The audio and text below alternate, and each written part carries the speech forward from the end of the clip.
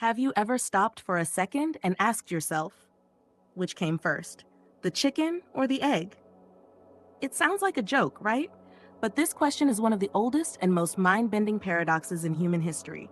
It's been asked by philosophers, priests, and scientists for thousands of years. And the crazy part? It's not just about birds. It's about the origin of life itself. Let's go back in time, long before farms, before humans, before even dinosaurs. The Earth was a hot, violent planet filled with volcanoes and oceans of chemicals. Somewhere, somehow, life appeared. Not a chicken, not even an egg, but a single cell, a microscopic spark that would eventually become everything. Now, fast forward millions of years.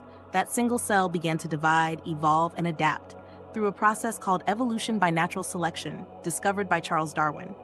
Creatures kept changing generation after generation. Eventually, some reptiles evolved into early birds.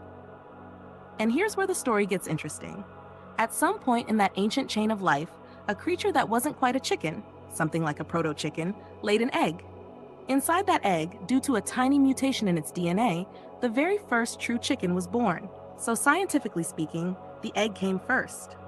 Because the egg was the container of evolution, the tool that allowed life to pass on its genes and slowly change over time.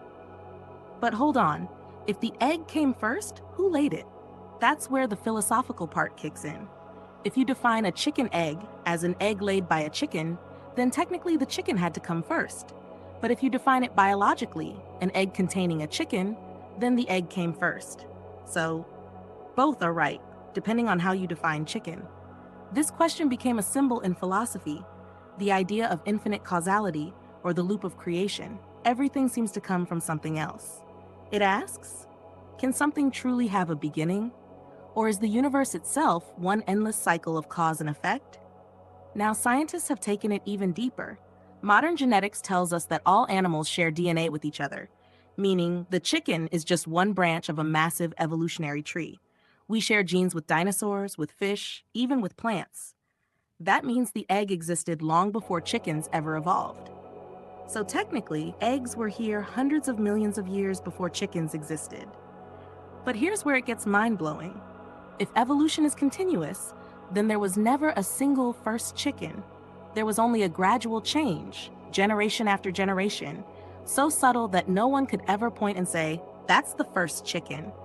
Evolution doesn't draw lines, it blends them. So maybe the real question isn't which came first, but when does something truly become something else? At what point do small changes become transformation? At what point does a living thing stop being its ancestor and become something new? In the end, the chicken and egg paradox isn't just about birds, it's a mirror reflecting how we think about beginnings, identity, and existence itself. Whether you're talking about species, ideas, or even human life, every beginning is born from something before it. So maybe neither the chicken nor the egg truly came first. Maybe life itself is an endless loop, where every ending becomes a beginning again.